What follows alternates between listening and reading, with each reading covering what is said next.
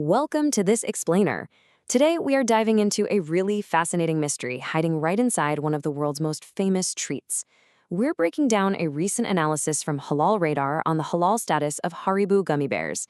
You know, taking an everyday sweet snack and realizing it's actually a super complex dietary puzzle.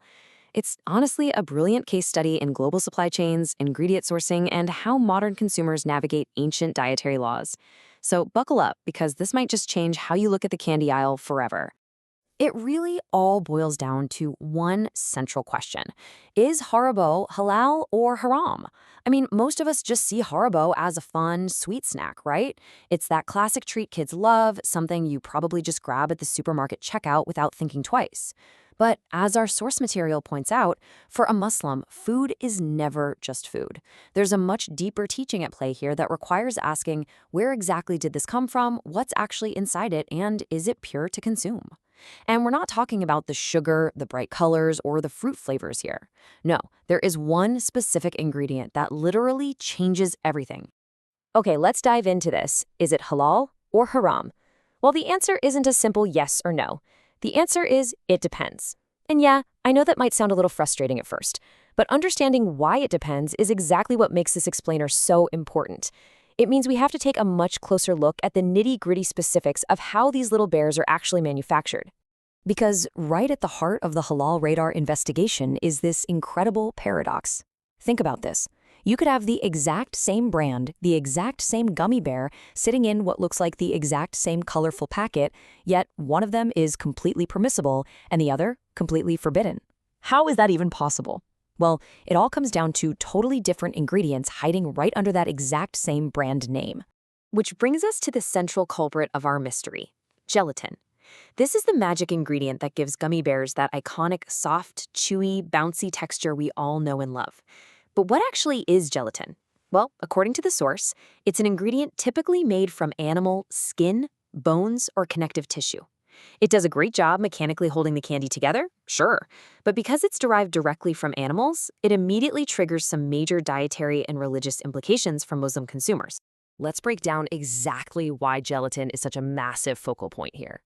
For Muslims, consuming food is fundamentally about purity. And the source outlines three distinct religious concerns when it comes to gelatin. First off, if the gelatin is pork-derived, it's strictly haram, forbidden, period. Second, if it comes from an animal like a cow, but that cow wasn't subject to Islamic slaughter, that's still a really serious halal concern. And third, if you're looking at the packaging and the source of the gelatin is just completely unclear, well, then the product enters what the source calls the doubtful zone. So, moving on to Section 1, the global supply chain, Germany versus Turkey. To really understand how these gelatin rules play out, we have to zoom out and look at Haribo's massive global supply chain. See, they don't just use one single universal worldwide formula, not at all. For instance, Haribo products made in Germany or the UK, the kind you usually find in Western supermarkets, they simply list gelatin on the back. And our source notes this is primarily pork skin gelatin with absolutely no halal certification. But over in Turkey, it is a completely different story. Products rolling out of their Istanbul factory are actually made specifically for Muslim consumers. They use halal-certified beef gelatin and proudly display those official halal marks right on the bag.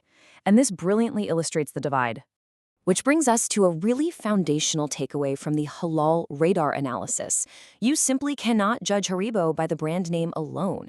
You absolutely must judge the exact packet you have in your hand. The ruling isn't all Haribo is halal, and actually scratch that, it certainly isn't all Haribo is haram either. The dietary ruling depends entirely on the specific physical version of the product you are holding at that exact moment. Which brings us to Section 2, the action plan, checking your packet. Knowing the theory is great and all, but what if you're literally standing in the candy aisle right now? Well, the source provides a super practical guide for this. Step 1, don't trust the front of the bag. Always, always turn the packet over. Step 2, scan the back specifically for the words "Made in Turkey," ideally alongside a trusted halal logo. And Step 3, read the actual ingredients list. You're looking for it to explicitly say beef gelatin or halal beef gelatin. If it just vaguely says gelatin and there's no certification, the source strongly advises you just put it back on the shelf. But hey, what about those alternative scenarios? Sometimes you'll spot gummy bears marketed as vegetarian, gelatin-free, or maybe pectin-based. Now, while that absolutely solves the animal gelatin issue, the source cautions that you aren't totally in the clear yet. These packets still require some careful scrutiny. You still have to check the label for other potential red flags, things like alcohol-based flavors, carmine, which is actually a red colorant derived from insects, or just other doubtful additives. So yeah, even without the gelatin, the detective work continues. Let's head to Section 3, the Halal Radar verdict. So after weighing all those supply chains and parsing through ingredient lists, the Halal Radar source arrives at a pretty definitive conclusion. Their verdict? Avoid standard Haribo Gummy Bears. Because they so often contain uncertified animal gelatin that could very well be pork-derived, the guidance is clear. So the crucial point is this: the candy is halal only when the specific packet you're holding is clearly halal certified, especially those made in Turkey versions we talked about. To really back up this verdict, the source includes a powerful teaching from the Prophet: leave what is doubtful for what is not doubtful. And the author makes such a compelling point here about mindset. I mean, let's be real. Gummy bears aren't exactly a necessity for survival, right? They're just a treat. And the argument here is that no sweet treat is ever worth risking your obedience to religious principles. For a practicing Muslim, navigating something as seemingly trivial as a gummy bear actually transforms into this really sensitive test of taqwa, or God consciousness. But look, the source also offers some incredibly empathetic and practical advice for moving forward, especially if you're a parent. Since kids are constantly being handed these sweets at school, parties, or birthdays, the advice is to teach them gently. Do it with love, not with fear.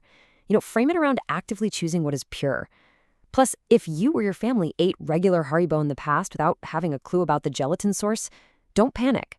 The advice is simply to stop, seek forgiveness, and remember that Islam does not punish genuine ignorance. However, once you do know, you are expected to act on that knowledge. And there we have it. We've unpacked the whole mystery of the Haribo Gummy Bear, basically turning a simple piece of candy into a masterclass on global supply chains and dietary mindfulness. It really goes to show that true understanding requires looking right past the flashy brand name and digging directly into the ingredient list, which leaves us with this thought to ponder. The next time you reach for a sweet treat, honestly, regardless of what dietary guidelines you personally follow, will you know exactly what's inside? Thanks so much for joining me on this explainer, and stay curious.